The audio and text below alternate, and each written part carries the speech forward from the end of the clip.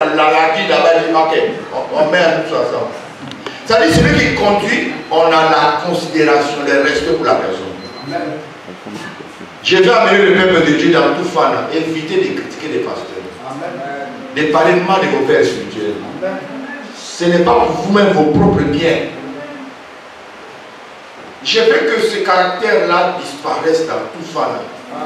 Vous parlez facilement mal de l'apôtre, critiquer sa famille, critiquer les pasteurs, critiquer les femmes. Vous êtes assis, vous parlez, mais lui là c'est quoi? Et puis ça ne jamais fait quoi? Mais tu vas manger ce que tu as séduit. La Bible dit, on ne se moque pas de Dieu. Ce que l'homme aura semé, il le moissonnera. Tu vas forcément récolter les conséquences. Quand c'est des critiques de ton pasteur, ferme ta bouche. Frère, il y a malédiction derrière ça. Ça ferme des portes. Ça fait des blocages. C'est pas parce qu'il est ton cousin, il est ton frère, il est ton papa, tu peux parler mal de lui parce qu'il a fauté. Il faut faire attention. Dieu le voit autrement par rapport à la manière dont tu le vois. Regarde. On dit, non seulement il reste sur vos âmes, mais il faut rendre compte à Dieu. Cela veut dire qu'à la fin, chaque serviteur, la manière à diriger les âmes, il viendra rendre compte au Seigneur. Quand il va parler de frère, boss, il dira, le boss, lui, il ne m'écoutait pas. J'ai donné tous les conseils qu'il faut, il avait sa manière de comprendre les choses. Souvenez-vous, quand Christ a fini sa mission sur la terre, dans Jean 17, il faisait ce qu'on appelle la prière sacerdotale. Il faisait le compte rendu à Dieu. Il dit, tout ce dont tu m'as donné, j'ai perdu aucun, sauf le fils de la perdition. Je n'ai pas perdu quelqu'un, sauf le fils de la perdition. On n'est pas dans l'église à hasard. Dieu nous a départagé. Dit, toi qui l'as prié à Fana. Le Seigneur te reconnaît là-bas. Est-ce qu'on se comprend? Amen. Tu dois respect, obéissance au pasteur qui te dirige. Parce que lui, à la fin, il va rendre compte à Dieu. Comment toi tu as marché, comment tu as été. À la fin, on dit, en fait, tu les fasses avec choix.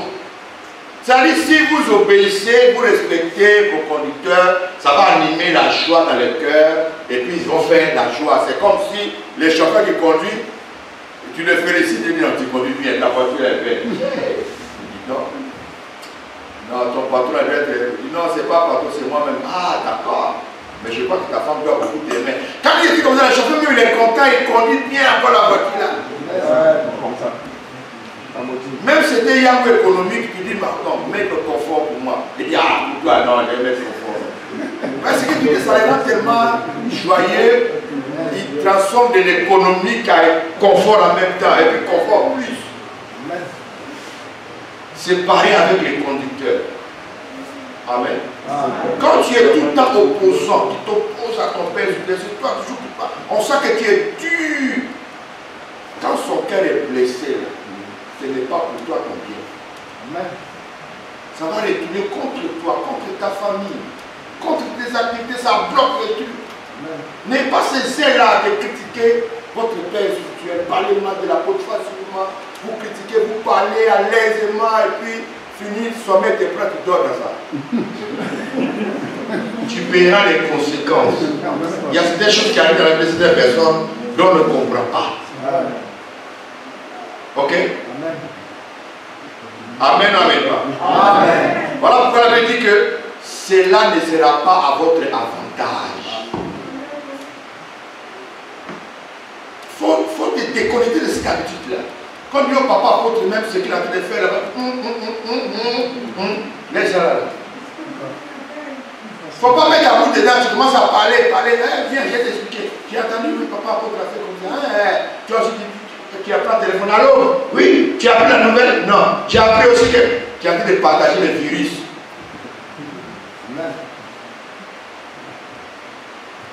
Quelqu'un peut me lire Nombre 12, verset 1 à 6, rapidement, s'il vous plaît.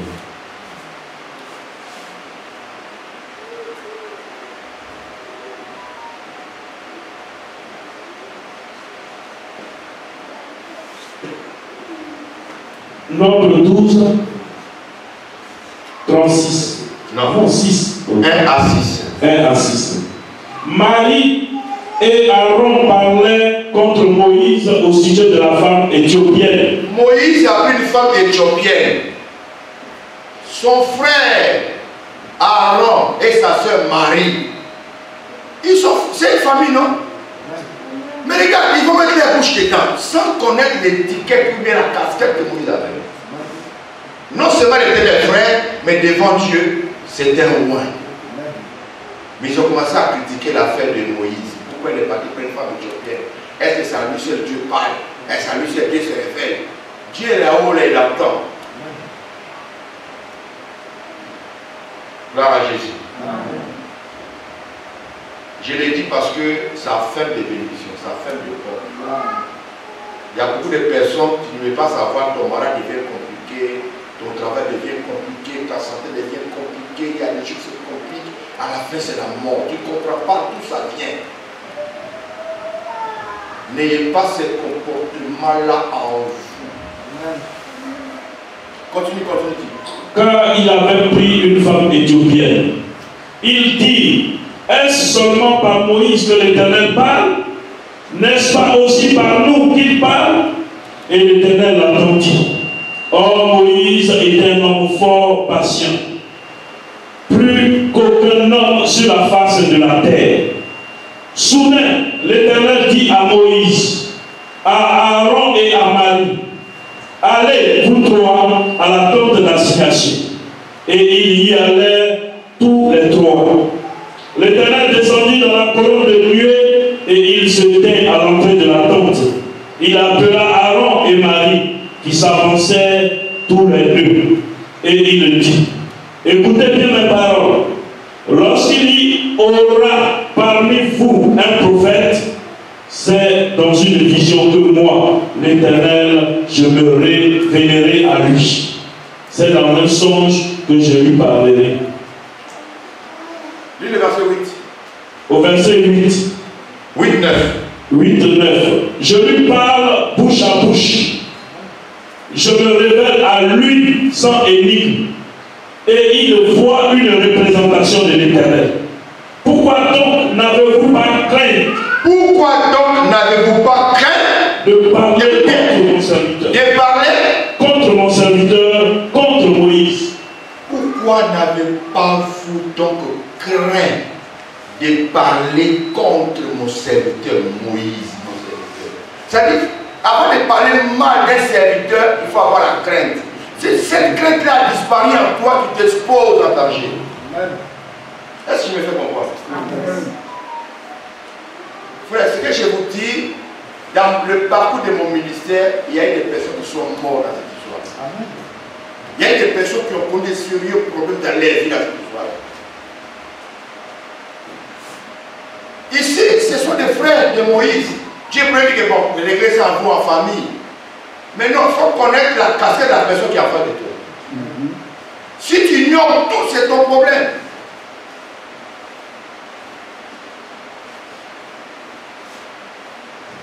Dieu dit, pourquoi n'avez-vous pas craint de parler mal? Ou bien de parler contre mon serviteur Moïse. C'est-à-dire Dieu ne le voit pas comme les parents, les frères, mais Dieu le voit comme qui? Son serviteur, sur la casquette que Moïse avait auprès de Dieu. Mais ils n'ont pas vu ça. Mais regarde ce que Dieu fait. Il dit quoi, verset 9? Au verset 9. La colère de l'Éternel s'enflamma contre eux et il s'en alla. Oui, vas-y. La nuée se retira de dessus la tente. Et voici Marie était frappée d'une lèpre blanche comme la neige. Aaron se tourna vers Marie et voici, elle avait la lèpre. Ils ont été frappés de la lèpre. Rien que simple critique, parler mal de Moïse.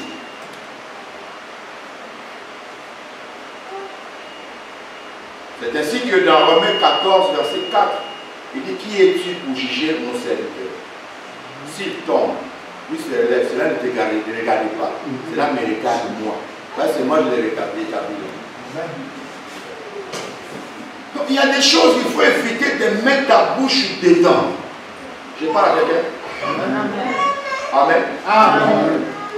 En commençant par l'apôtre, les anciens, vos pasteurs qui sont dans vos églises, ayez du respect envers eux.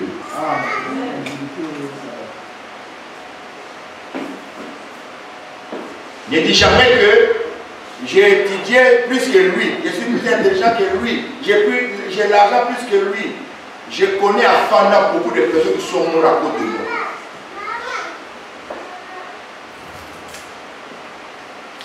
Mais il est important que cela rentre dans nos racines pour que nous nous habituions à cela.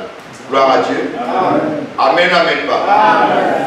Un pasteur qui a déjà reçu l'onction d'être pasteur ou ancien, ayez du respect envers lui. Amen. Parce que lui aussi fera pareil vis-à-vis de son père qu'il a établi là. C'est ainsi que le roi David, regarde, Dieu a loin deux personnes à la fois. Il a loin Saül, étant que roi. Quelques temps plus tard, il va oindre David. Onction, onction.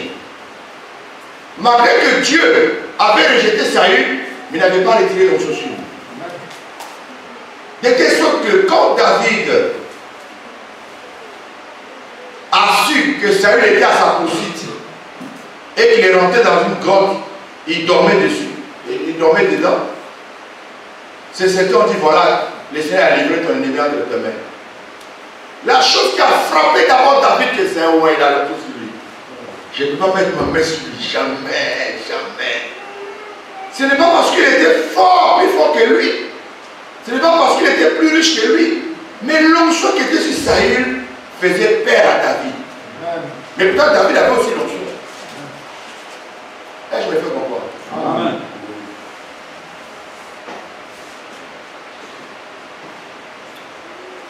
Il y avait un papa au Congo qui m'a parlé mal.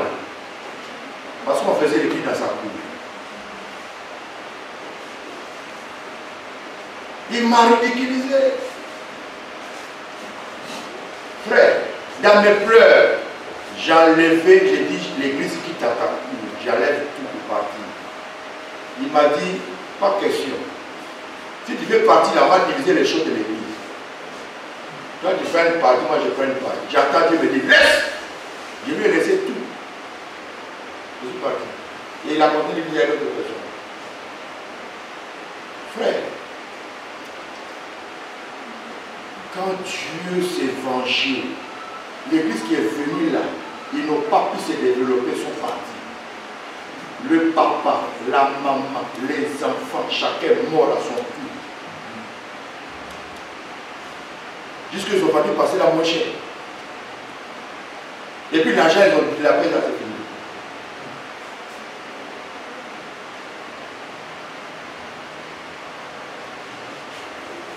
J'ai encore sa voix qui résonne dans mes oreilles. Il waouh, c'est quoi? Il y a un petit quoi.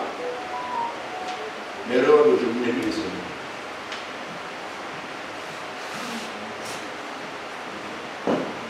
Une sœur à Fana m'a rapproché au nez pendant que je lui parlais. Parce qu'elle voulait faire mariage, mais je n'ai pas dit, attention, elle m'a rapproché au nez. Mais elle a perdu sa vie. Ça tue, frère. Ça bloque. David, il a osé à couper le pont de la tunique ou de la robe de Saül. La Bible dit quand il a coupé ça, en même temps il a senti une crainte en lui. Son cœur a commencé à battre. Pourquoi tu as coupé? Il n'a pas frappé. La paix insulté, mais il a coupé seulement sa robe, il est parti seulement. Mais son cœur a commencé à battre. Pourquoi tu as coupé la robe d'un roi de Dieu? Il a commencé à demander pardon à Dieu.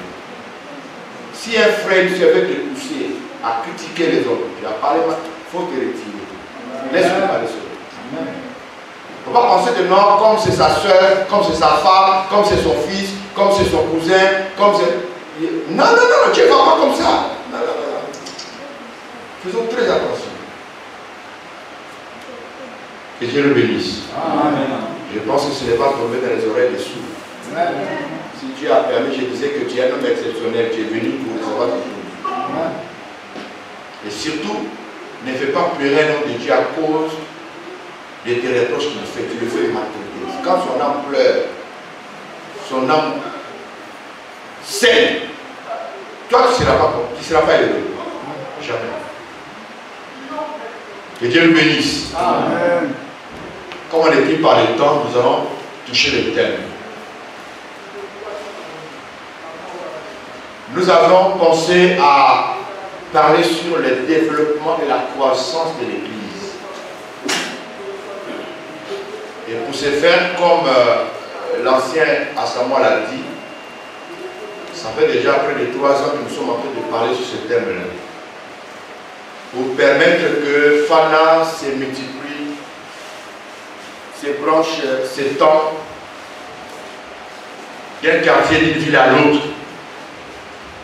Mais il est important pour nous aussi de savoir un peu comment maîtriser ce système-là pour que la croissance et le développement de nos églises soit vraiment stable par la grâce de Dieu. Amen. Que le Seigneur bénisse sa parole. Amen. Le thème, l'importance de l'unité et de la prière dans le développement et la croissance des églises. Voilà, je pensais qu'on allait écrire ça au tableau, mais on va aller comme ça pour nous s'y entendre. Quand nous analysons bien le thème, l'importance de l'unité de la prière dans le développement et la croissance des églises. Il y a 4 sujets qui sont à l'interne. Il y a d'abord la prière. Pardon, il y a d'abord l'unité. 2, la prière. 3, le développement. 4, la croissance des églises. Mais aujourd'hui, je vais résumer ça en 2. Dans le sens où, si nous voulons parler de développement et la croissance des églises, il y a 2 choses qui sont importantes, que nous avons citées au premier dans notre thème, c'est-à-dire la prière et l'unité, ou alors l'unité et la prière. L'unité et la prière contribuent fortement au développement et à la croissance de l'Église. Autrement, il ne peut pas avoir croissance et développement sans l'unité et la prière. Là, je me fais comprendre. C'est-à-dire que le développement de l'Église ou des églises et sa croissance n'est que les symptômes de l'unité et la prière. Là où il y a l'unité, là où il y a la prière, forcément il y aura croissance et développement. Mais s'il n'y a pas l'unité, il n'y a pas prière, il n'y aura pas croissance, il n'y aura pas développement. Et voilà pourquoi je vais parler sur l'unité et la prière. Donc, au sujet de l'unité, je vais répartir ça en 2 temps. Je vais parler sur l'unité spirituelle, dans la vision, et je vais parler sur l'unité dans le travail. Pour ce faire, nous allons lire Actes des Apôtres, chapitre 2, versets 41 à 42. Actes des Apôtres, chapitre 2, versets 41 à 42.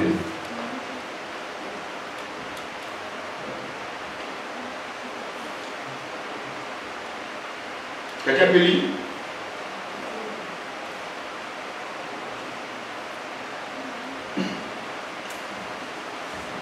J'aimerais qu'un serviteur s'appelle pour la lecture, pour ne pas que tout le monde lise en désordre. Actes des Apôtres, chapitre 2, versets 41 à 42.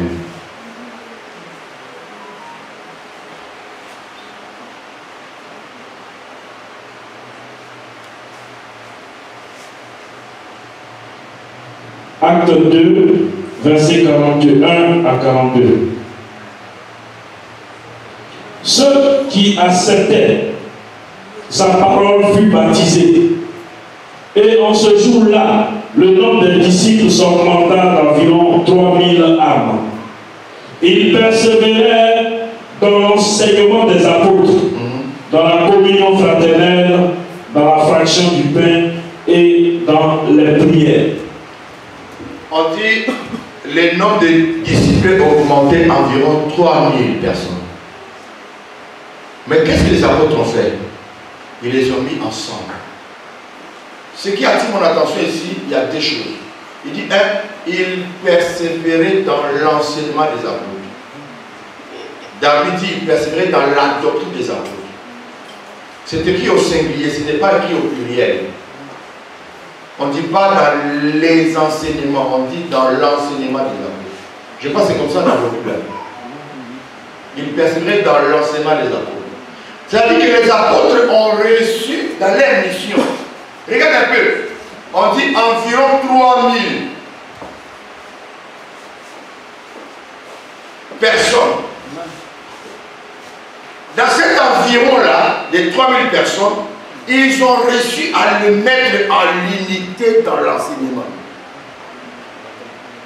C'est-à-dire, et tous, ils avaient un seul enseignement.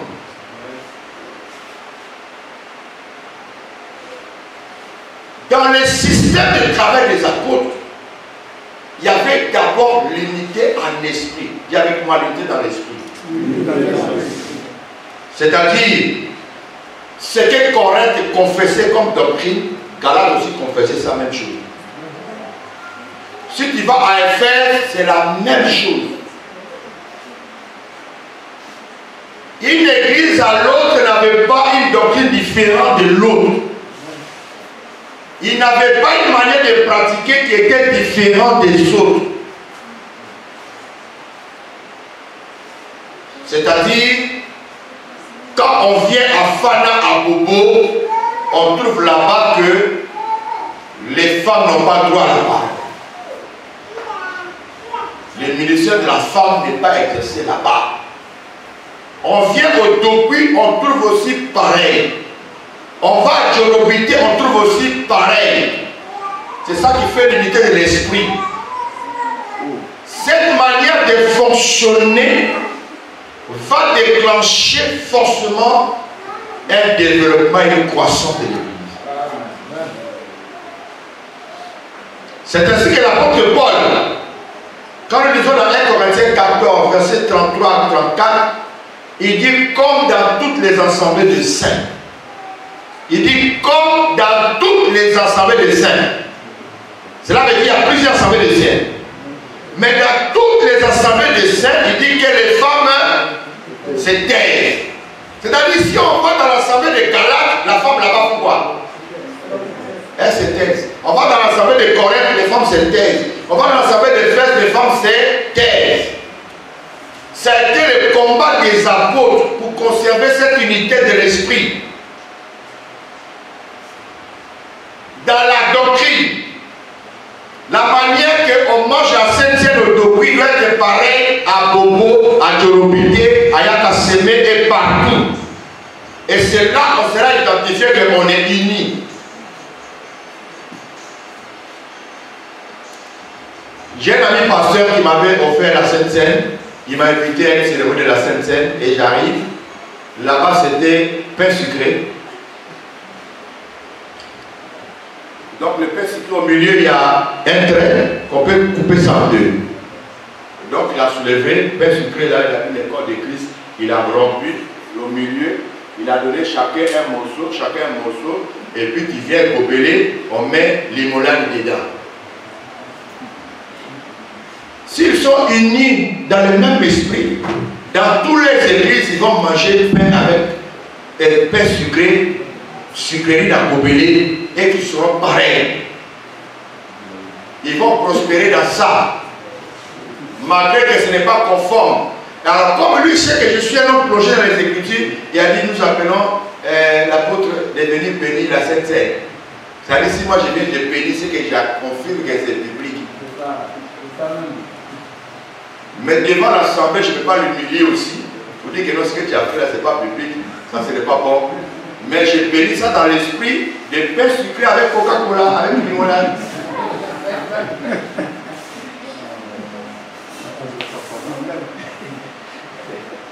Dans mes voyages missionnaires à Bangui, là-bas j'ai mangé la Sainte-Seine, sirop vert avec biscuit. Sirop vert à la menthe. Ils ont mis l'eau dedans et puis biscuit. Moi je suis sur les nets, ceux qui aiment trop rentrer sur les nets, il faut faire très attention. Parce que là-bas c'est une poubelle. Il y a un pasteur qui est connu, la Sainte, on peut manger ça même avec tapioca.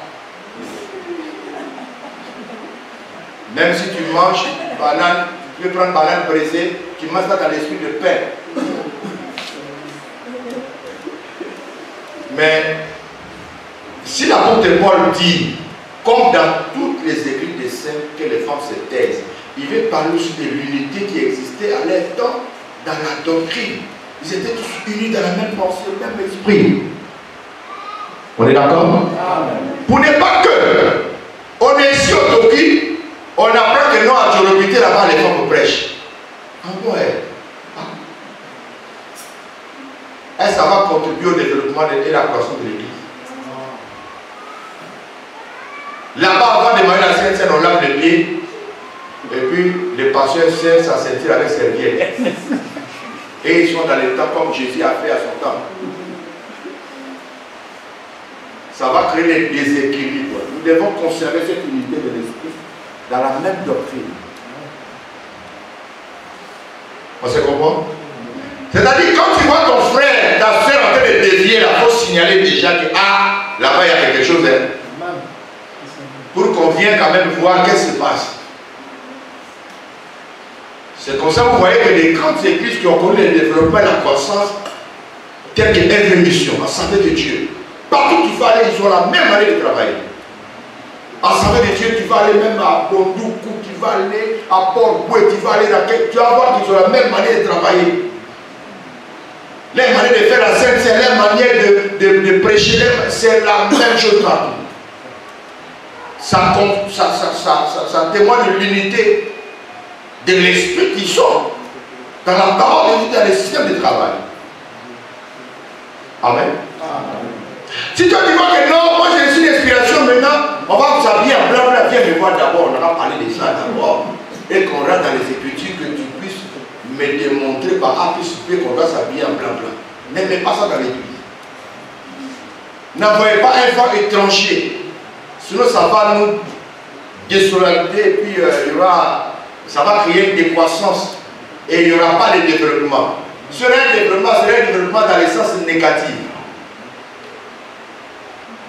Comme j'ai vu sur le net, il y a un monsieur qui prêche en talon d'âme. Mais les gens croient en lui. Mais ici à Fana, on peut accepter ça. Quand lui prêche, il dit la Bible. Nous aussi nous lisons la Bible. On est d'accord? Mais maintenant, si j'apprenais que non, les pasteurs maintenant prêchent un talon d'âme, il sera convoqué pour qu'on puisse en parler. Peut-être qu'il a lu un verset que nous n'avons jamais lu. Mais il est important que nous soyons unis dans la même vision. Elle me fait comprendre. Ça va contribuer au développement et à la croissance de l'Église. Que nous parlons le même langage. Gloire à Dieu.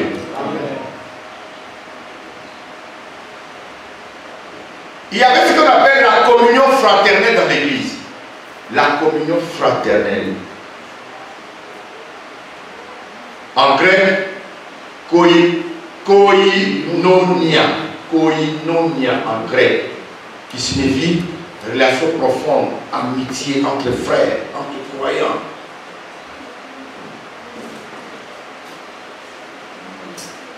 Quand on est unis là, les mal de l'autre, tu le ressens aussi en toi.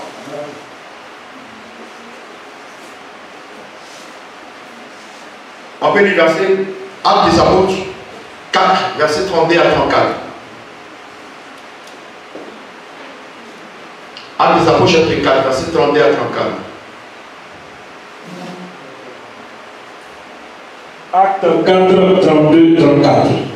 La multitude de ceux qui avaient cru n'était qu'un cœur et qu'une âme. Nul ne disait que c'est bien lui à part texte en propre. Minute. On dit la multitude. On n'a pas dit les croyants qui croyaient. On dit la multitude. Ça veut dire c'est une foule. 10 000 euros, 15 000 euros, 20 000 euros. On n'a pas donné le nombre exact. Mais on dit la multitude de ceux qui croyaient. Comment ils étaient? Ils avaient un seul cœur. Comment on peut expliquer ça? La multitude, ils avaient un seul cœur. Regarde la force de l'unité. Un seul cœur, une seule âme. Une seule âme. Comment on peut expliquer ça? On dit non, on ne s'attend pas là-bas parce qu'on est beaucoup. Comme on est beaucoup là, c'est difficile pour être unis. Mais si on dit la multitude de ceux qui croyaient, malgré le nombre de personnes, mais ils étaient tous unis. Une seule âme et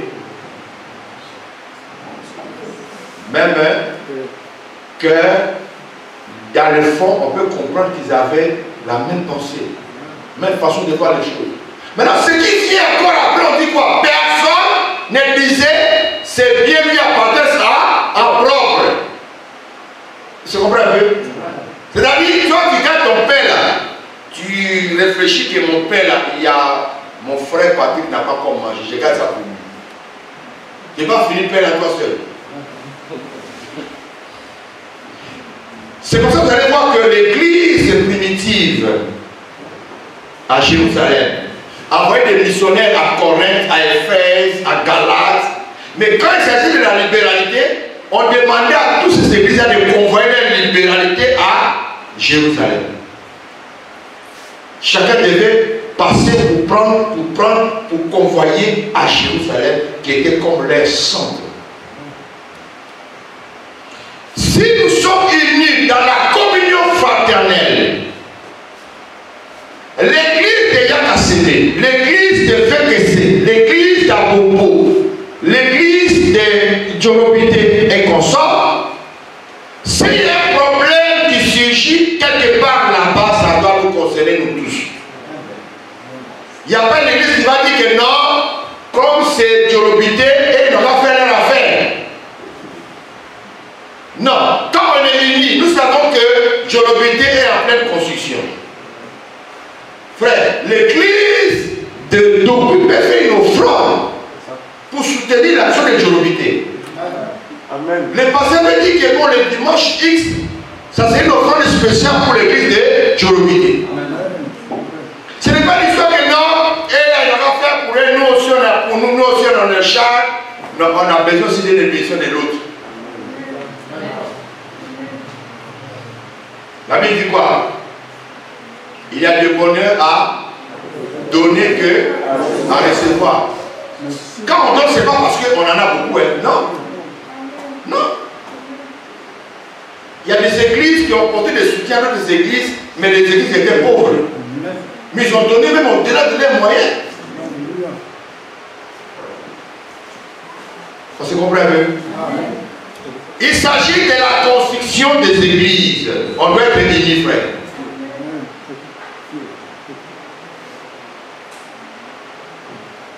J'ai partagé quelque chose avec les pasteurs en leur disant on doit beaucoup investir sur nos propres terrains. Quand nous savons que c'est notre terrain, il n'y a pas quelqu'un qui viendra dire que non, allez, l'État est fini libéré. C'est pour nous-mêmes. Frère, investissons forcément là-bas. Connaît des bureaux, des salles de conférences, des maisons de retraite, tout. Investissons là-bas. Parce que c'est pour nous-mêmes. On se comprend bien? Quand j'ai commencé l'œuvre de Yakassene, ma vision était celle-ci, qu'à Yakassene, que nous puissions construire des maisons pour les prières. Pas seulement les temples. Mais nous construisons des maisons pour les prières. C'est-à-dire, si chez toi tu ne peux pas gêner pendant 3, 4, une semaine, voire même au-delà, tu vas à Yakassene, Il y a des chambres de prière là-bas, tu t'enfermes là-bas dans la présence de Dieu, tu cherches le Seigneur calmement. Qui n'a rien à voir avec le temps. Et qu'on dise que non, les frères, non, il s'est retiré, il est à KCB. Parce que là-bas, il y a de la verdure, et puis c'est calme. Il n'y a pas de maquis. Il n'y a pas quelqu'un qui va venir et qui baffe pour venir te déranger.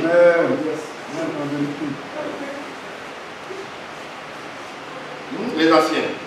Il faut qu'on construise des maisons de prière là-bas. Il y aura maison de prière, puis il y aura maison des prisonniers.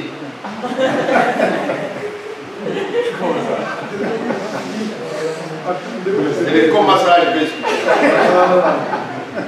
Ça dit un frère, une soeur qui est têtu. Il ira en prison là-bas.